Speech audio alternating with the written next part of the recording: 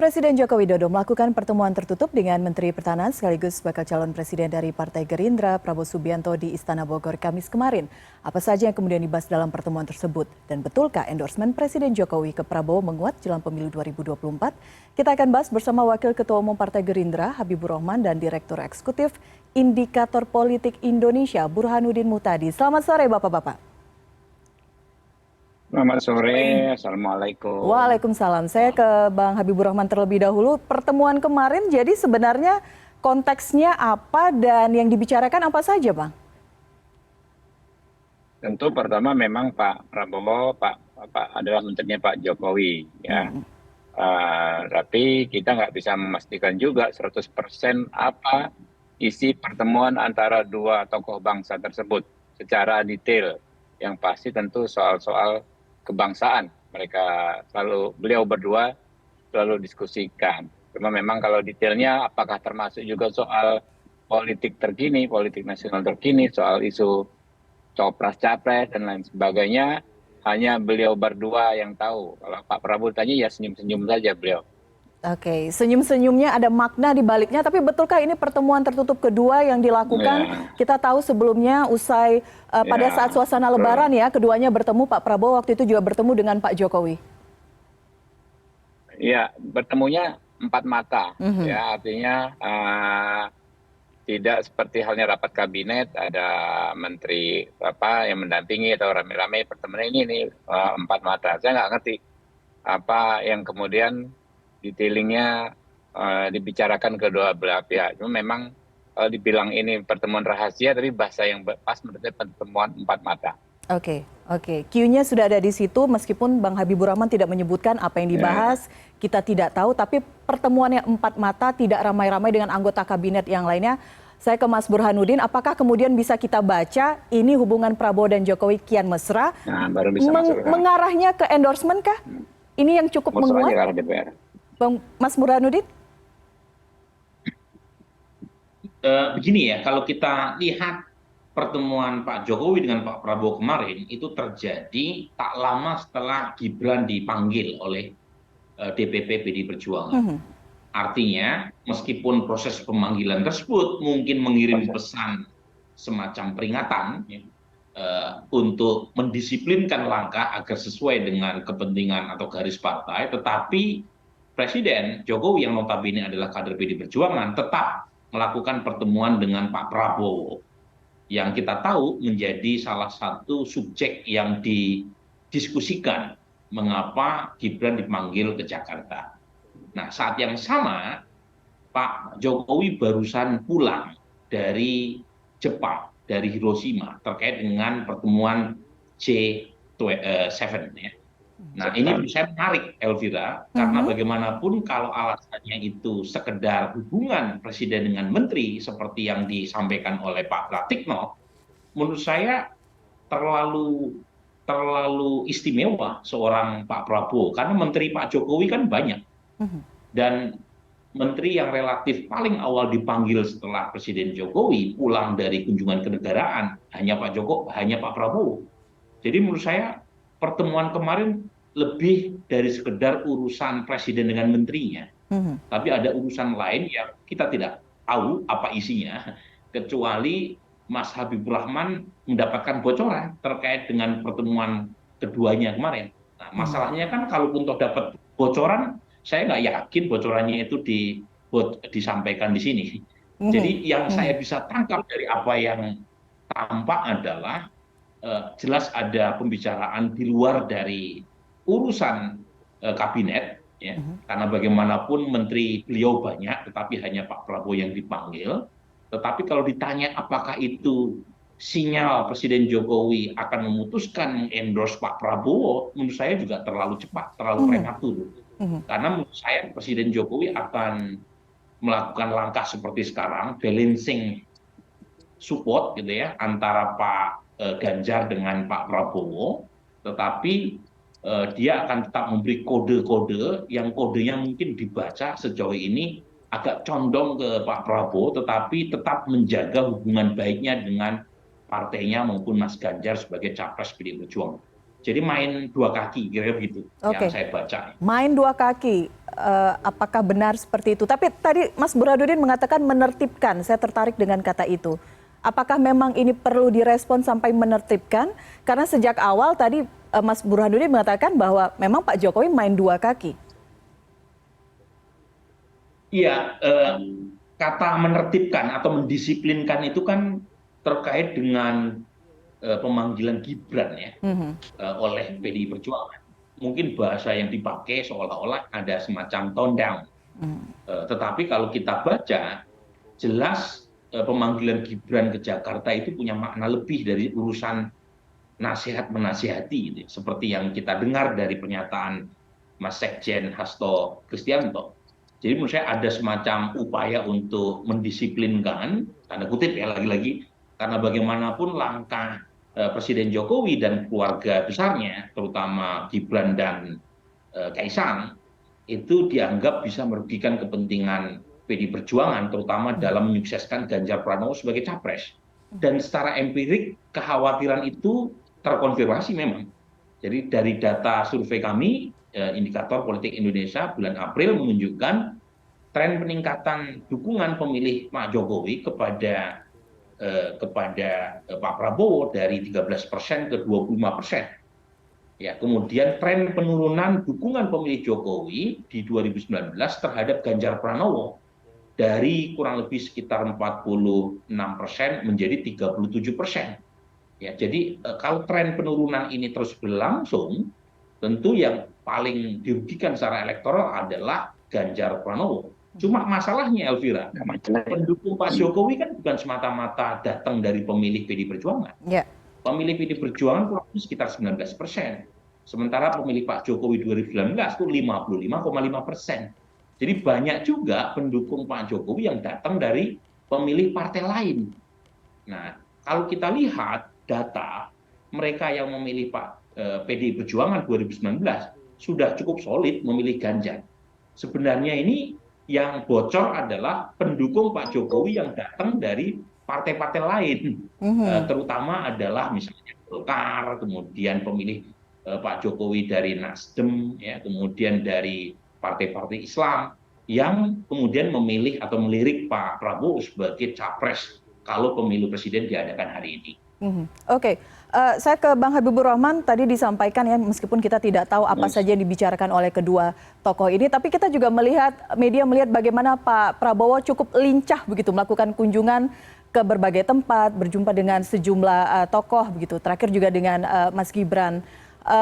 Menurut Anda sendiri, ini salah satu strategi yang cukup ampuh karena juga kita melihat hasil survei yang luar biasa, tapi kemudian akhirnya harus pada titik sampai dipanggil oleh seorang Presiden Joko Widodo. Apa yang kemudian menjadi kekhawatiran Partai Gerindra? Ya, kalau strategi utama kami adalah memaksimalkan kinerja Pak Prabowo sebagai Menhan. Karena itu paralel sekali dengan fakta-fakta berbasis data yang lain. Misalnya soal approval rating pemerintahan Pak Jokowi 82%.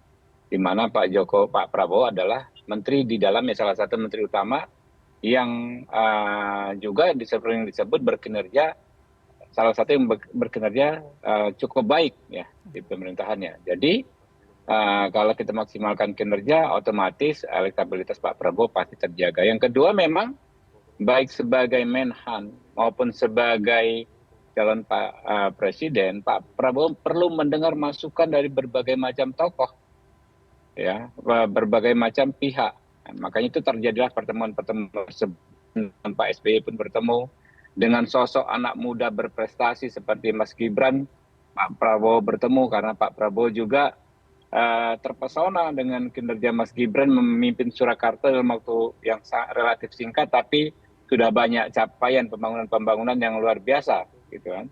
Nah, kalau toh itu tadi dikaitkan sebagai strategi untuk meningkatkan elektabilitas, ya menurut saya sah-sah saja, ya monggo-monggo saja. Tapi memang nggak melulu hanya strategi meningkatkan elektabilitas, nggak hanya itu. Gitu. Oke, dengan yang saat ini posisinya cukup di atas angin, Bang Habibur Rahman, yang kita tunggu adalah siapa yang kemudian akan mendampingi Pak Prabowo? Nah, itu dia, ya kan? Saya pikir teman-teman kayak Mas Burhan ya, teman-teman lembaga survei dan lain sebagainya yang menyampaikan posisi cawapres sangat penting, itu yang membuat partai politik semakin mikir menentukan cawapres, gitu Mhm, kan? Jadi mungkin udah mau final tapi diingatkan bahwa wah ini cawapres penting jangan sampai blunder, mungkin nggak jadi lagi. mhm, Jadi 3 calon presiden ini kan sampai saat ini belum punya mhm, cawapres, ya kan? Ya, karena memang posisi cawapres itu ya, bagaimana masukan dari rekan-rekan ya, mhm. lembaga survei, pers ya, publik juga organisasi masyarakat itu penting sekali gitu. Dan Oke. kita masih punya waktu yang cukup lama ya untuk menentukan sosok cawapres itu. Oke, termasuk sebenarnya nama Mas Gibran waktu itu masuk dalam radar ya, tapi kemudian terbentur dengan undang-undang. Kalau soal opsi tokoh-tokoh ya, tentu Pak Prabowo dan Gus Muhaimin sebagai orang yang akan menentukan capres dan cawapres dari Koalisi Kebangkitan Indonesia Raya selalu menerima masukan dari masyarakat. Ya, Mhm, tiap info-info terbaru kami menganalisa semua, gitu loh. Lembaga survei A launching hari ini langsung kita pelajari detail, gitu kan. Lembaga survei B launching survei hari ini kita pelajari detail. Jadi itu semua menjadi masukan, ya, menjadi masukan. Apakah dipertimbangkan atau tidak, yang punya domain itu adalah Pak Prabowo dan Gus Muhaimin Iskandar yang punya hak untuk menentukan kapan diputuskan dan kapan diumumkan. Gitu. mhm. Oke, saya ke Mas Burhanuddin. Saat ini tampaknya trennya cukup moncer, elektabilitas Pak Prabowo. Kita bergeser sedikit berbicara mengenai calon wakil presiden. Eh, Arahnya kemana? Kemudian kita banyak melihat bagaimana dukungan dari pendukungnya Mas Gibran misalnya, atau juga Projo, relawan pendukungnya Pak Jokowi. Semuanya tampaknya insentifnya masuk ke Pak Prabowo. Begini ya, kalau kita lihat dari 3 capres teratas, itu Mhm, masing-masing punya kebutuhan cawapres yang bisa sama, bisa juga berbeda. Untuk cawapres Pak Prabowo, itu secara elektoral punya kemiripan dengan kebutuhan cawapres buat Mas Anies. mhm, Kedua tokoh ini lemah di segmen pemilih Jawa dan NU. Hmm. Jadi kalau kita lihat geografisnya, terutama kedua tokoh ini secara elektoral itu belum terlalu kuat di Jawa Timur dan Jawa Tengah. Meskipun perkembangan terakhir ada tren positif ya buat dukungan Pak Prabowo di Jawa Timur. Meskipun masih kalah ya dibanding dengan pendukung Ganjar Pranowo. Tapi overall itu ada kemiripan. Nah, karenanya cawapres yang diperlukan oleh Pak Prabowo atau Mas Anies itu secara umum punya kemiripan juga, terutama dilihat dari sisi nama-nama yang sedang dilihat atau digadang-gadang. mhm, Misalnya nama-nama yang dianggap dekat dengan NU atau dengan wilayah Jawa Timur dan Jawa Tengah, ya mungkin akan mendapatkan prioritas. Nama seperti Erick Thohir yang notabene adalah anggota kehormatan Banser yang sering dinominasikan oleh elit PBNU, maupun orang seperti seperti Hovifah ya, atau orang seperti Caimin ya, kan bagaimanapun koalisi Pak Prabowo itu juga bersama dengan PKB, itu nama-nama yang mungkin akan lebih banyak dipertimbangkan karena dianggap memenuhi kebutuhan elektoral Pak Prabowo di mhm, segmen NU maupun Jawa. Begitu juga dengan Anies. Cuma bedanya mungkin Anies tidak bisa memasukkan daftar elit dari PKB karena PKB sejauh ini masih solid ya bersama Gerindra. Mungkin nama seperti Hovifah, nama seperti Mahfud MD, atau nama-nama yang lain itu juga masuk dalam radar Anies Baswedan. Tapi untuk Ganjar Pranowo itu kebutuhan cawapresnya berbeda karena beliau cukup kuat ya di Jawa Tengah dan sebagian Jawa Timur, dan mungkin kebutuhan secara elektoral buat Ganjar Pranowo justru adalah tokoh atau cawapres yang bisa menambal kekurangan elektoral di Jawa Barat atau Sumatera. mhm. Nah, pada titik ini nama-nama seperti Ridwan Kamil atau Sandiaga, bahkan to some extent Erik juga, karena Erik juga cukup Mobil kuat apa ini? di Jawa Barat, itu juga akan dipertimbangkan oleh Ganjar. Jadi Eh, lagi-lagi itu dari sisi elektoral, Elvira. Mhm, Cuma mhm. masalahnya dalam penentuan cawapres kan tidak semata-mata pertimbangan elektabilitas. ada faktor lain ya, terutama akseptabilitas di kalangan elit masing-masing. Ya, apakah figur yang bersangkutan bisa diterima atau tidak? Kemudian yang kedua tentu adalah logistik, karena bagaimanapun dengan perbedaan yang sangat tipis antar tiga calon, Pak Prabowo meskipun trennya positif, tapi jangan lupa secara statistik masih imbang dengan Ganjar Pranowo, dan masih ada 9 bulan ke depan, maka pertarungan ini ibarat lari maraton, bukan lari sprint. Jadi butuh stamina, butuh energi, dan butuh logistik yang besar dalam rangka memastikan kemenangan di Februari 2024. Oke, sebagai penutup tadi ya, ada akseptabilitas, ada logistik karena harus lari maraton. Kapan rencananya Prabowo Subianto akan menyampaikan siapa pendampingnya, Bang Habibur Rahman? Ya, yang jelas sebelum Oktober tentu kita pasti akan mendapatkan calon yang pas ya. Ini terus digodok Pak Prabowo dan Gus Muhaimin Iskandar. Kita minta doa juga rekan-rekan supaya lebih cepat, lebih baik. Oke, termasuk meminta saran dari Pak Jokowi? Oke. Ya pasti, dan dari siapa saja termasuk dan terutama ya juga dari Pak Jokowi. Oke, baik. Yang terutama, saya quote di sana, terutama. Berarti saran dari Pak Jokowi termasuk yang terutama.